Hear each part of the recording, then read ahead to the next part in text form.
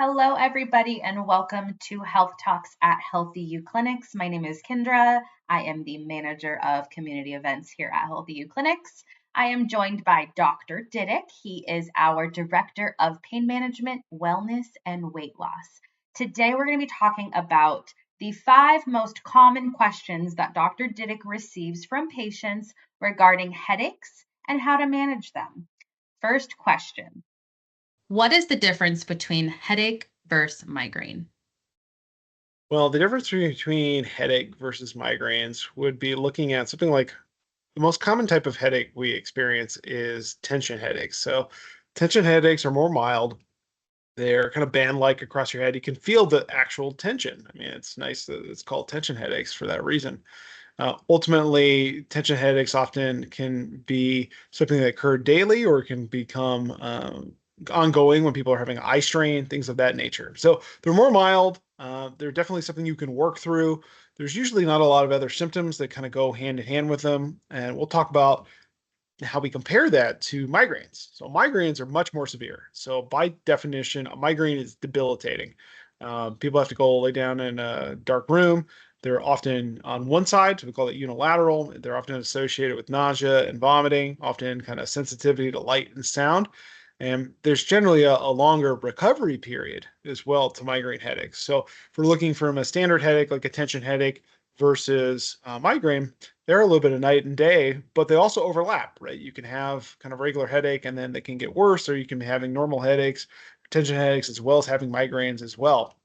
And so we kind of have to kind of distinguish between the two. What is a common trigger for headaches? There are a lot of triggers to headaches, but the most common one I would have to say is eye strain, right? What do we do all day, every day? We are looking at screens and we are on our phones. And so if our eyes are darting back and forth all the time and working really, really hard, it is really challenging for our body to keep up with it. Often we talk about keeping our line of vision far enough away from us that we're reducing eye strain.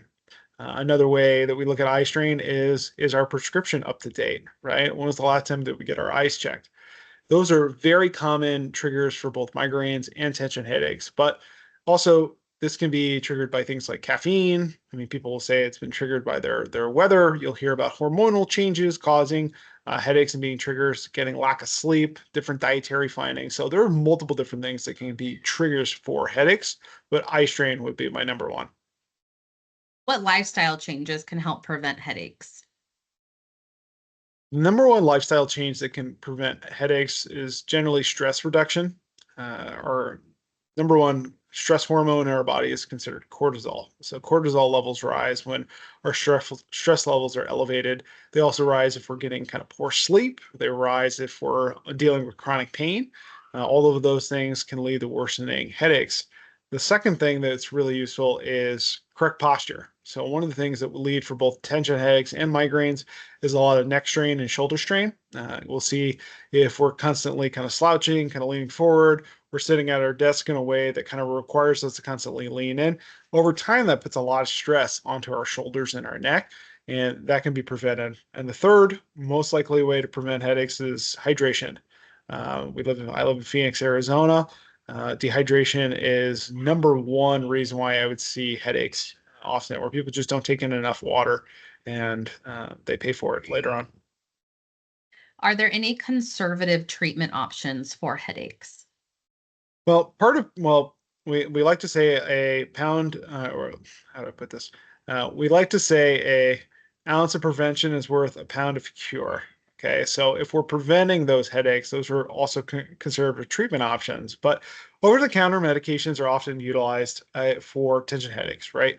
Tylenol, ibuprofen, Aleve. I mean, you can consult with your doctor about if you're not able to take some of these kind of medications, but they can be very helpful to alleviate headaches. We also got to be careful with some of the conservative options because if people are having daily headaches, the medications themselves can cause worsening headaches. So, in an acute setting, meaning if I had one headache, a one off, I take a medication, it works well. But if I'm dealing with headaches every day and I'm constantly using these medications to alleviate them, we can find that patients can have worsening headaches over time. We call that rebound headaches as well.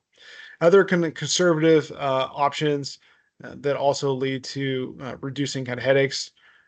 Sounds funny. It sounds like a broken record, but if we're getting a good night's sleep, if we've got proper diet and exercise, if we're staying hydrated, all of those things can be really helpful. And if they are directly related to ongoing kind of pain, that's related to someone's neck and shoulders, physical therapy can also be very helpful. Are there any warning signs that my headache could be something more serious? Yeah, there are multiple warning signs for headaches that can be concerning. The textbook answer is considered what's called a thunderclap headache. If you out of the blue got the worst headache of your entire life and it's debilitating, the goal is to seek medical care immediately for something like that. We worry about things like aneurysms or brain bleeds or things like that in that nature.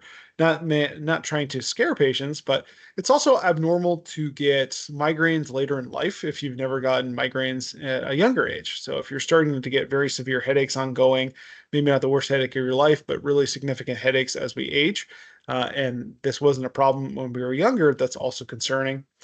Things that are concerning for headaches is if they're associated with other symptoms. It's never normal to have numbness and tingling, weakness being associated with this.